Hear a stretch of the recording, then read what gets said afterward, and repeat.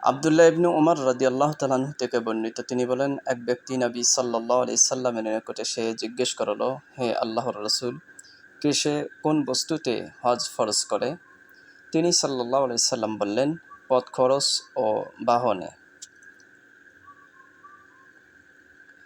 আবদুল্লাহ ইবনে মাসউদ রাদিয়াল্লাহু তাআলা আনহু থেকে বর্ণিত, তিনি বলেন, রাসূলুল্লাহ সাল্লাল্লাহু আলাইহি সাল্লাম বলেছেন, হজ ও উমরা সাথে সাথে করো, কারণ এ দুটি দারিদ্র্য ও গুনাহ এমনভাবে দূর করে যেমনভাবে হাফর লোহা ও সোনা রূপার ময়লা দূর করে। কবুলযোগ্য হজের সওয়াব জান্নাত ব্যতীত আর কিছু নয়।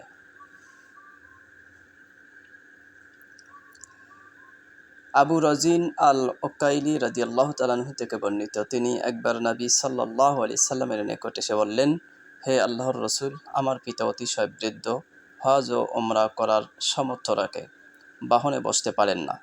তিনি সাল্লাল্লাহু আলাইহি সাল্লাম বললেন, তুমি তোমার পিতার পক্ষ হতে হজ ও উমরা করে দাও।